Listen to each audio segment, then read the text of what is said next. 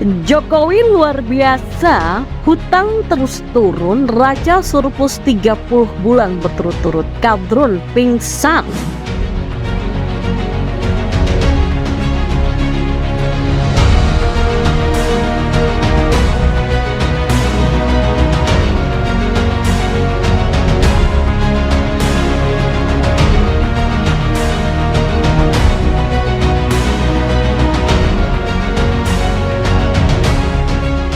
Yang suka teriak-teriak utang meroket tampaknya harus membaca kabar ini.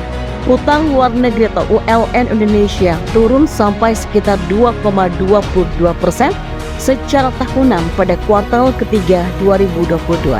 Semakin rendahnya hutang artinya semakin kecil kemungkinan Indonesia terjerat krisis seperti Sri Lanka ataupun Argentina. Dan berdasarkan catatan Bank Indonesia, ULN sebesar 394,6 miliar US dollar turun dari kuartal kedua 2022 sebesar 403,6 miliar US dollar. Dan ini dikarenakan pemerintah mulai melunasi beberapa hutang yang sudah jatuh tempo.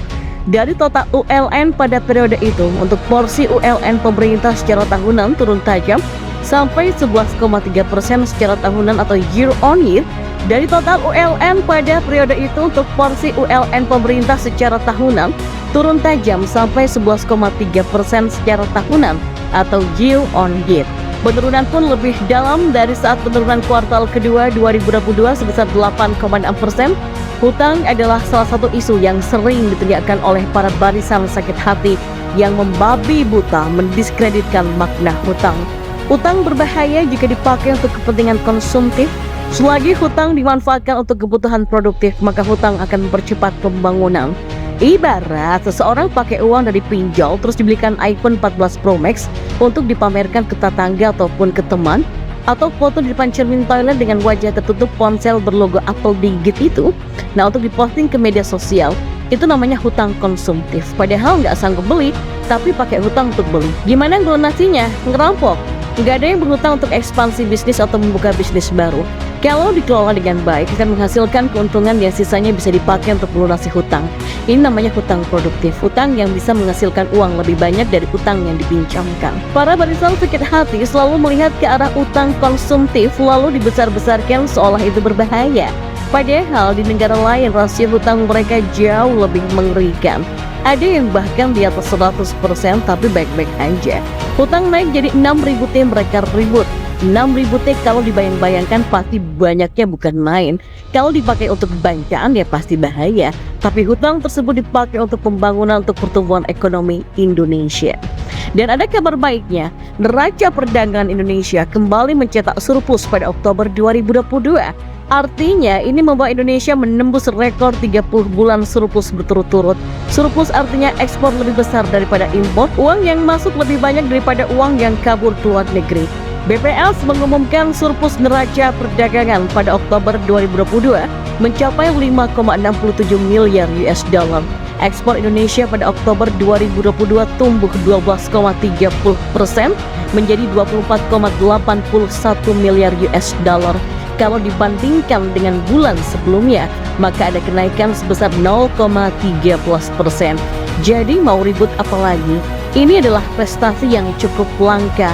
Di era sebelumnya, neraca dagang terus defisit, impor lebih besar, pengeluaran lebih besar daripada pemasukan, sehingga membebani nilai tukar rupiah terhadap mata uang asing. Tapi para kadrun sakit jiwa selalu teriak hutang terus meroket ke bulan. Mereka sesumbar tidak makan infrastruktur.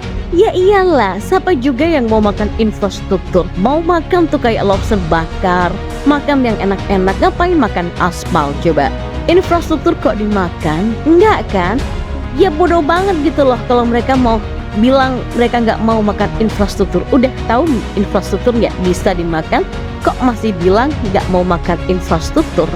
Ya nggak bisa melihat fakta ini pasti buta mata, buta hati, dan buta nurani. Sekaligus sakit nalar dan logikanya. Mereka nggak mau, sekaligus gengsi mereka. Mereka tuh nggak mau sekaligus gengsi mengakui apa yang sudah dicapai Indonesia sampai sejauh ini. Dan ketika Indonesia dihormati dunia, mereka menganggap negara ini busuk dan penyakitan, sehingga harus diperbaiki oleh sosok yang malah lebih parah begitu. Negara ini rusak sehingga harus diperbaiki dengan khilafah. Khilafah ada solusi semua permasalahan bangsa. Begitulah keyakinan mereka yang entah belajar dari mana. Tapi ya kadang-kadang kalau kita pikir-pikir, entah presiden berikutnya bisa mempertahankan prestasi ini atau minimal berimbang dengan kinerja Jokowi. Apalagi kalau presidennya adalah dari kelompok sebelah.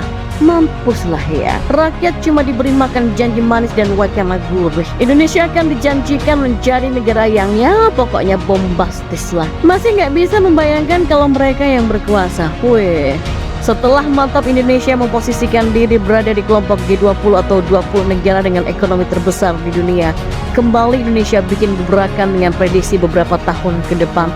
Ekonomi Indonesia diproyeksikan akan terus membesar, ya percaya atau tidak. Nggak tanggung-tanggung, Indonesia diperkirakan akan menempati posisi ke-6 sebagai negara dengan ekonomi terbesar pada tahun 2023 untuk produk domestik bruto berdasarkan paritas daya beli atau PPP. Masih ingat dong ketika sepanjang 2018 silam kawasan Asia Tenggara menghadapi sejumlah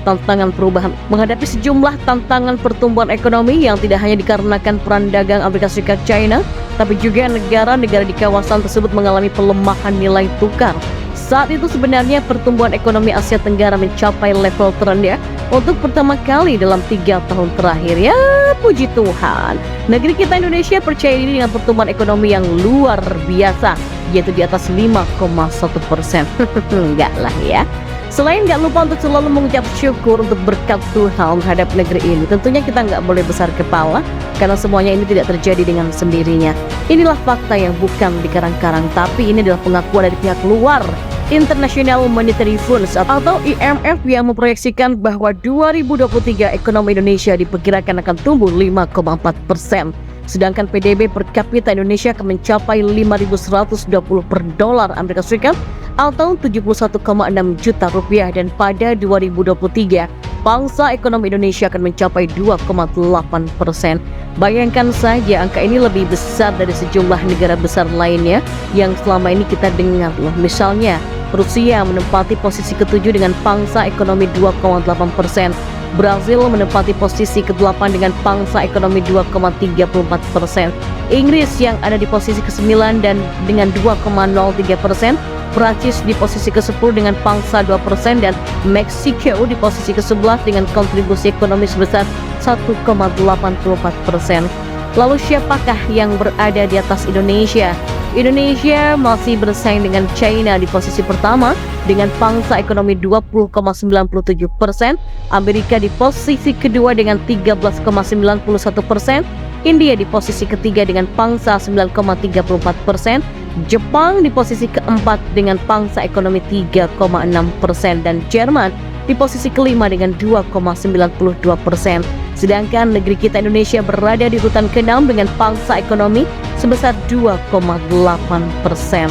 Tentunya ke depan tantangan itu akan semakin berat untuk Indonesia bisa melesat, tidak hanya sebatas prediksi tapi mampu mewujudkan, bahkan bukan tidak mungkin dengan optimisme Indonesia dapat melompati urutan tersebut.